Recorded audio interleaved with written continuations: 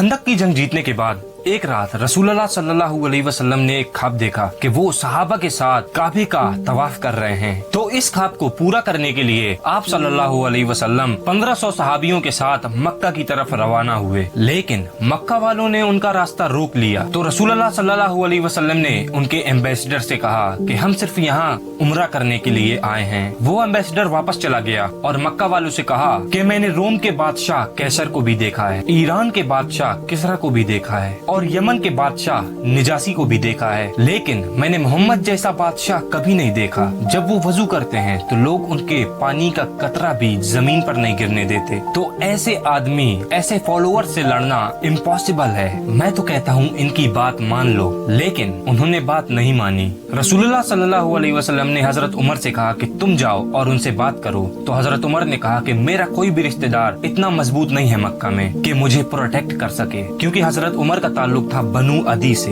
जो कि कुरैश में था लेकिन इतना पावरफुल नहीं था। तो हजरत उमर ने कहा कि आप उस्मान को भेजें, क्योंकि हजरत उस्मान का ताल्लुक बनु उमैया से था और बनु उमैया कुरैश की सबसे स्ट्रॉन्ग और मालदार फैमिली थी। और आगे जाकर इस फैमिली ने ऑलमोस्ट 100 साल तक मुसलमानों पर हुकूमत भी की है और आज तक मुसलमानों की एक जो सबसे बड़ी हुकूमत थी वो भी यही उमैया एम्पायर थी। और आज तक मुसलमानों का सबसे ताकतवर बादशाह, वो बादशाह जिसने सबसे ज्यादा जमीनों पर हुकूमत की है, वो भी इसी खानदान से था, जिनका नाम था वलीद बिन अब्दुल मलिक। अगर ये स्टोरी आपको देखनी है तो सब्सक्राइब। हजरत उस्मान नेगोशिएट करने मक्का गए, लेकिन इसमें उनके काफी दिन गुजर गए, जिसकी वजह से मुसलमानों में ये अफवाह फैल गई कि हजरत उस्मान को शहीद कर दिया गया है। और उस जमाने में एम्बेसडर को कत्ल करना जंग का ऐलान करना था। इस अफवाह की वजह से सारे सहाबा जमा हुए और उस दरख्त के नीचे, जिसका नाम रिजवान था, रसूलुल्लाह सल्लल्लाहु अलैहि वसल्लम के हाथ पर बैत ली और कहा कि हम मर जाएंगे लेकिन हजरत उस्मान का बदला जरूर लेंगे। लेकिन ये सिर्फ एक अफवाह थी और हजरत उस्मान वापस आ गए। लेकिन इससे मक्का वालों को एक स्ट्रॉन्ग सिग्नल गया कि ये लोग पीछे हटने वाले नहीं हैं। इतने मुश्किल हालात और कंफ्यूजन में आखिर मुसलमानों और काफिरों के साथ एक एग्रीमेंट साइन हुई। नंबर 1 कि मुसलमान इस साल नहीं अगले साल उम्रा करने के लिए आएंगे। नंबर 2, 10 साल मक्का और मदीना के दरमियान कोई भी जंग नहीं होगी। नंबर 3 कि अगर मदीना से कोई मक्का जाए इस्लाम छोड़कर तो उसे कुछ भी नहीं कहा जाएगा, और अगर मक्का से कोई मदीना जाए इस्लाम कबूल करके तो उसे वापस भेज दिया जाएगा। किसी भी सहाबी को ये एग्रीमेंट पसंद नहीं आया, लेकिन रसूलुल्लाह सल्लल्लाहु अलैहि वसल्लम ने सारे सहाबियों की राय एक तरफ करके उस एग्रीमेंट पर मुहर लगा दी। जो बंदा मक्का की तरफ से एग्रीमेंट पर साइन कर रहा था, जैसे ही ये एग्रीमेंट साइन होने लगी, उसका खुद का बेटा मक्का से भागकर इस्लाम कबूल करके यहाँ पर पहुँच गया। लेकिन रसूलुल्लाह सल्लल्लाहु अलैहि वसल्लम ने उसको वापस कर दिया। वो सहाबी रोते रहे कि मुझे इन जालिमों के पास मत भेजो, लेकिन उस एग्रीमेंट पर साइन हो चुका था। काफी लोग मक्का से इस्लाम कबूल करके मदीना आने लगे, लेकिन उनको वापस कर दिया गया। एक दफा एक औरत मक्का छोड़कर मदीना आई, लेकिन उसको वापस नहीं किया गया, क्योंकि मुआहदे में मक्का वालों ने एक गलती की थी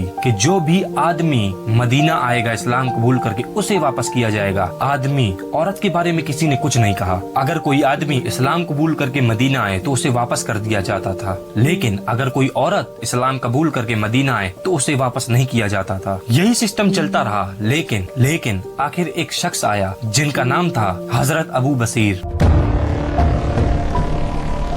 रसूलुल्लाह सल्लल्लाहु अलैहि वसल्लम ने उसको भी वापस कर दिया, लेकिन वो वहाँ से किसी तरह भागकर मक्का और मदीना दोनों को छोड़कर इधर in the middle of nowhere वहाँ रहने लगा। आहिस्ता आहिस्ता बहुत से लोग मक्का से मदीना जाते और मदीना से उन्हें वापस कर दिया जाता, लेकिन वो मक्का के बजाय इधर अबू बसीर के साथ रहने लगे और यहाँ पर आहिस्ता आहिस्ता एक पूरा टाउन आबाद हो गया। और इनकी लोकेशन इतनी परफेक्ट थी कि मक्का और शाम के दरमियान जो ट्रेड रास्ता था ये बिल्कुल वहीं पर आबाद हो गए। फिर इन्होंने धीरे धीरे मक्का वालों से अपना बदला लेना शुरू कर दिया। इस अबू बसीर के टाउन की वजह से मक्का वालों का मिलियंस में नुकसान होने लगा। आखिरकार मक्का वालों ने इनसे तंग आकर एग्रीमेंट का तीसरा नंबर, जो उन्होंने खुद बहुत ही ज्यादा जोश से लिखा था, वो खत्म कर दिया और कहा कि अगर आज से कोई शख्स मक्का से मदीना जाए तो उसे वहाँ प्लीज रहने दिया जाए। और आहिस्ता आहिस्ता ये एग्रीमेंट इनके गले में फंसने लगी। मुआहदे का दूसरा पॉइंट ये था कि इनके दरमियान 10 साल तक कोई लड़ाई नहीं होगी। रसूलुल्लाह सल्लल्लाहु सल्लल्लाहु अलैहि वसल्लम ने इसका फुल फायदा उठाते हुए अरब के बाहर जो दुनिया के बाकी एम्पायर्स और सुपर पावर्स थे उनको इस्लाम की दावत देना शुरू कर दी। तो एक लेटर गया हबशा, आज के जमाने में यूथोपिया, दूसरा लेटर गया रोमन एम्पायर,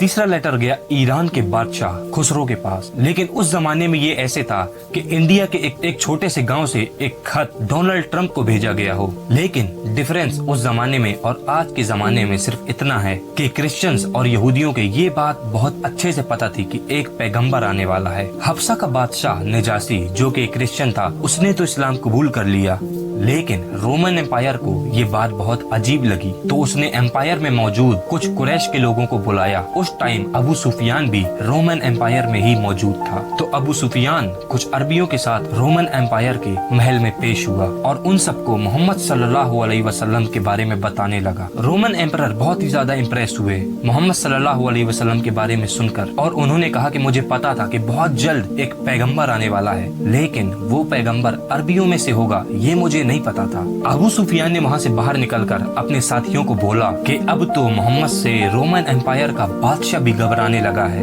ये दोनों तो क्रिश्चियंस थे, लेकिन ईरान के बादशाह पारसी थे जो आग की पूजा करते थे। खुसरो ने कहा कि तुम लोग उस रेगिस्तान से आके मुझे सिखाओगे कि जिंदगी कैसे गुजारनी है, और उस लेटर को फाड़ कर फेंक दिया। और उसने 2 बंदे रसूलुल्लाह सल्लल्लाहु अलैहि वसल्लम को मारने के लिए भेजा, लेकिन कुछ ही दिनों में उसके खुद के बेटे ने उसको मार दिया। जैसे ही वो दोनों लोग मदीना पहुंचे तो रसूलुल्लाह सल्लल्लाहु अलैहि वसल्लम ने उन दोनों को बुलाया और कहा, जिस बादशाह ने तुम्हें मुझे कत्ल करने के लिए भेजा है उसके खुद के बेटे ने उसे मार दिया है। वो ये सुनकर हैरान हो गए और वापस चले गए। इस तरह इस्लाम का नाम आहिस्ता आहिस्ता पूरी दुनिया में फैलने लगा। और वैसे भी मक्का से तो 10 साल तक कोई लड़ाई नहीं होनी थी, तो मुसलमानों ने मक्का से सारी अटेंशन छोड़कर खैबर की तरफ की।